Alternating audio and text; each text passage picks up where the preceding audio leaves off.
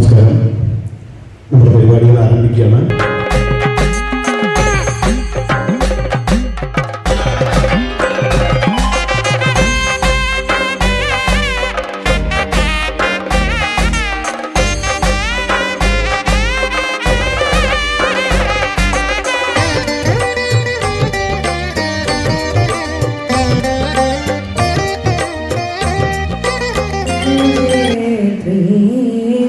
मैत्रीं भजता अखिल हृदये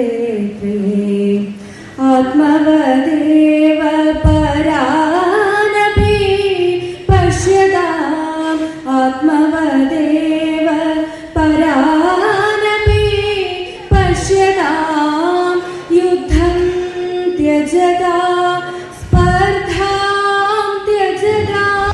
സന്താപനാശകരായ നമോ നമ, അന്ധകാരാന്തകരായ നമോ നമ, ചിന്താമണി ചിദാനന്ദായ തേ നമ, നീഹാരനാശകരായ നമോ നമ, മോഹവിനാശകരായ നമോ നമ, ശാന്തായ രൗദ്രായ സൗമ്യായ ഘോരായ കാന്തിമതാം കാന്തിരൂപായ തേ നമ, സ്ഥാവരജംഗമാചാര്യായ തേ നമോ, ദേവായ വിശ്വൈകസാക്ഷിണേ തേ നമ, സത്വപ്രധാനായ തത്വായ തേ നമ, സത്യസ്വരൂപായ നിത്യം നമോ നമ.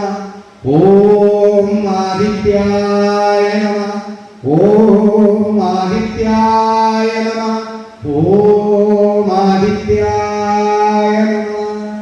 തിരിച്ചറിവില്ലാതെ കോടി കോടി പുണ്യം നേടിയ ജീവന് പോലും അസുലഭമായ ഈ ഭാരതഭൂമിയിലെ മനുഷ്യജന്മം എന്തിനാണെന്നറിയാതെ വ്യർത്ഥമാക്കി കളയുന്ന വിഡ്ഢികളാണ് സത്യത്തിൽ ഇപ്പൊ ഹിന്ദുക്കൾ.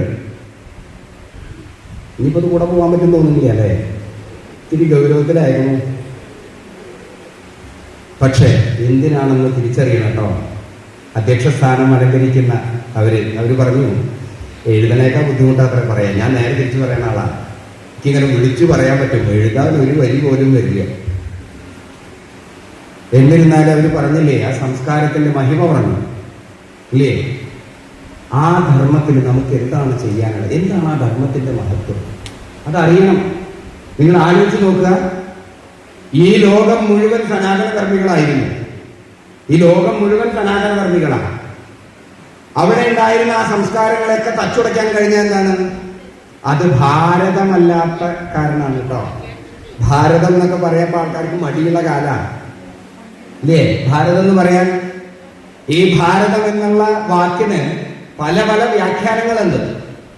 അതിൽ ആത്മീയമായ വ്യാഖ്യാനം എന്താണെന്നറിയോ?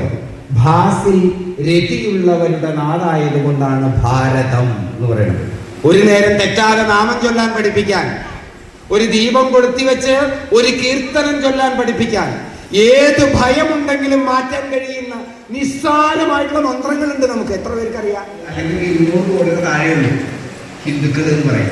ഈ ഭാരതം അല്ലാതെ വേറെ ഒരു സ്ഥലവും നമുക്ക് പോകാനില്ല. വേറെ എവിടെ പോയാലും കണ്ടെടുക്കുകയാണെങ്കിൽ ഒരു 12 ടെലിഫോൺ പോസ്റ്റിന്റെ ഉയരത്തിലുള്ള പുസ്തകങ്ങളാണ് നമുക്കുള്ളത്. അതുപോലെ നമ്മുടെ രാജേഷ് നാദാപുരം സാറ് അദ്ദേഹം പറയുകയാണെങ്കിൽ 4 പഞ്ചായത്തുകൾ നിരത്തി വെച്ചാലും തീരാത്തത്ര അനുഭവ അറിവ് സമ്പത്തുകളാണ് നമുക്കുള്ളത്. 4 വേദങ്ങളെ, 2 ഇതിഹാസങ്ങളെ, 18 പുരാണങ്ങളെ, 108 ഉപനിഷത്തുക്കളെ, വേദാന്തങ്ങൾ, ഇങ്ങനെ പോയി കഴിഞ്ഞാൽ പറഞ്ഞാൽ ഒരു പുരുഷായുസിൽ പഠിച്ചു തീരാൻ പറ്റാത്ത എത്ര സമ്പന്നം. ഇത് വേറെ ഏത് സംസ്കാരത്തിലുണ്ട്? നമുക്ക് ആരെയും കുറ്റം പറയാനില്ല. നമ്മുടെ മേന്മകൾ മാത്രം എടുത്ത് പറഞ്ഞാൽ മതി. ബാക്കിയുള്ളവരെ എന്താണെന്ന് നമ്മൾ നോക്കേണ്ട കാര്യമില്ല. അതുകൊണ്ട് തന്നെ ഇനി ഇങ്ങനെയൊക്കെ ആണെങ്കിലും ഇത് ഇന്ന സ്ഥലത്ത് ഇന്ന സമയത്ത് പ്രാർത്ഥിക്കണം, ഇന്ന എത്ര പ്രാവശ്യം പ്രാർത്ഥിക്കണം, ഇത്ര പ്രാവശ്യം അമ്പലത്തിൽ പോകണം എന്ന് നമ്മളോട് ആരും പറയുന്നില്ല. എന്ന് വിചാരിച്ചിട്ട് നമ്മളാരും പോവാതിരിക്കണില്ല. ഗുരുവായൂർ അമ്പലത്തിൽ ഒരു നേരം ദർശനം കിട്ടണമെങ്കിൽ 5 മണിക്കൂറെങ്കിലും ചുരുങ്ങി നമ്മളവിടെ കാത്തു നിൽക്കണം. അപ്പോൾ ഒരു നിയന്ത്രണങ്ങളും ഇല്ലാതെ ഇത്രയും അധിനിവേശങ്ങൾക്ക് ശേഷവും ഈ സംസ്കാരം ഇവിടെ നിലനിൽക്കുന്നുണ്ടെങ്കിൽ അത് ഈ സംസ്കാരത്തിന്റെ പ്രത്യേകത തന്നെയാണ്. അതിന് നമുക്ക് വേറൊരു രാഷ്ട്രീയവും വേറെ ഒരു കാര്യങ്ങളും നമുക്കിതിൽ കൂട്ടിയിണക്കേണ്ടതില്ല. എന്ത് പ്രസ്ഥാനത്തിന്റെ ഭാഗമായാലും എന്ത് സംഘടനയുടെ ഭാഗമായാലും ഏത് വിശ്വാസത്തിന്റെ ഭാഗമായാലും ഈ ഭാരതീയ സംസ്കാരം ഉൾക്കൊള്ളാൻ കഴിയുമെങ്കിൽ ഇന്ന് പഹൽഗാമിലെ ആക്രമണം വന്നപ്പോഴും നമ്മൾ ആരും അങ്ങോട്ട് പോയി ആക്രമിച്ചിട്ടില്ല. അത് ചെയ്തവരെ കുറച്ച് ഒതുക്കി നല്ലത് ആ രാജ്യത്തിന് നമ്മൾ ഒന്നും ചെയ്തിട്ടില്ല. അത് സനാതന ധർമ്മത്തിന്റെ പ്രത്യേകത കൊണ്ടാണെന്ന് ഞാൻ ഉറച്ചു വിശ്വസിക്കുന്നുണ്ട്. പിന്നെ എന്താച്ചാൽ കുറവുകൾ എന്താന്ന് പറയുന്നെങ്കിൽ ഇത്രയൊക്കെ സംഘടനകൾ നമുക്കുണ്ട്. ഇത്രയൊക്കെ അമൃതാനന്ദമയി സംഘടനയുണ്ട്, സത്യസായി ട്രസ്റ്റ് ഉണ്ട്, അതുപോലെ ശ്രീ ശ്രീ രവിശങ്കറിന്റെ ട്രസ്റ്റ് ഉണ്ട്, നമ്മുടെ ചിദാനന്ദപുരി അദ്ദേഹത്തിന്റെ ഒക്കെ കുറേ സംഘടനകൾ അങ്ങനെയുണ്ട്. എന്നിട്ട് നമുക്ക് ഇന്നത്തെ തലമുറയിലേക്ക് ഇത് എത്തിക്കാൻ കഴിയുന്നുണ്ടോ എന്നുള്ളതാണ് നമ്മുടെ ഒരു ചിന്ത. ഭാരതത്തിൽ ഒരു പുൽക്കൊടിയെങ്കിലും പിറക്കുന്നതുണ്ടെങ്കിൽ ഈശ്വരത്വം നേടാനാണെന്ന് തിരിച്ചറിയണം കേട്ടോ. നമ്മൾ വെറുതെ ജനിച്ചിട്ടുള്ളവരല്ല, ഈശ്വരനാവാൻ വേണ്ടി ജനിച്ചവരാണ്. അതുകൊണ്ടാണ് ഈ പിന്നെ ഉദ്ഘാടന പ്രസംഗത്തിൽ അത് പറയുകയുണ്ടായി. അപ്പൊ അതിനൊക്കെ ഭാഗ്യം ആശംസ പറയുക എന്നുള്ളതായിരുന്നു. ഇത്രയും ഉന്നതരായ ആൾക്കാർ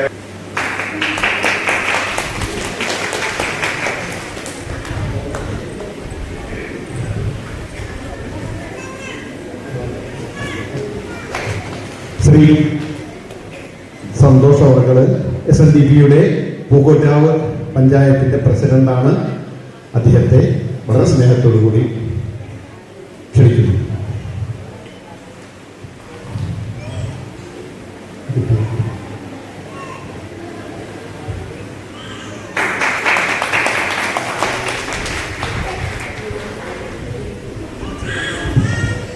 നമ്മുടെ സംസ്ഥാന കലോത്സവത്തിൽ പങ്കെടുത്ത് മികച്ച വേദി നേടിയ 2 പേര് ഗോപികയും അർച്ചനയും എത്തിയിട്ടുണ്ട്. 2 പേരെയും വേദിയിലേക്ക് ക്ഷണിക്കുന്നു.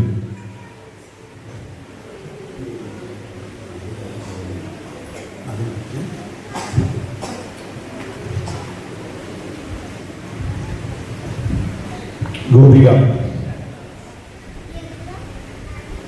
സുജിത ടീച്ചറുടെയും വിനോദിന്റെയും മകളാണ്.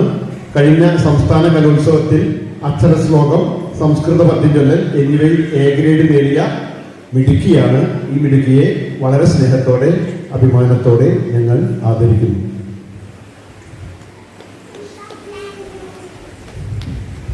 അർച്ചന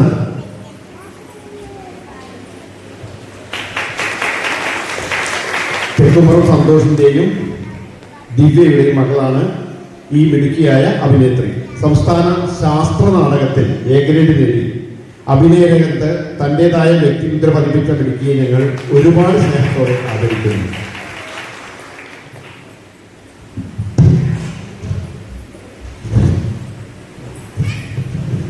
നമ്മൾ ഈ വേദിയിൽ വെച്ചിട്ട് ഒരു കലാകാരനെ കൂടി ആദരിക്കുകയാണ്.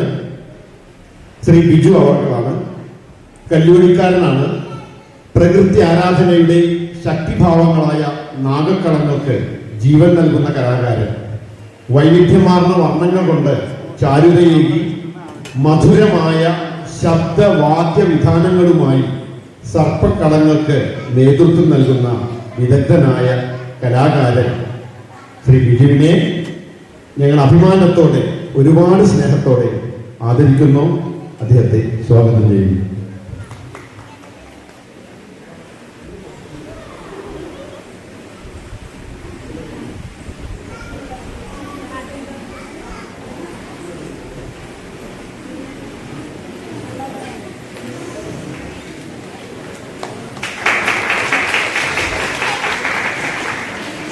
അടുത്തതായിട്ട് മുഖ്യ പ്രഭാഷണം നടത്തുന്നതായിട്ട് ശ്രീ ശബരി മാസ്റ്ററെ ക്ഷണിക്കുന്നു.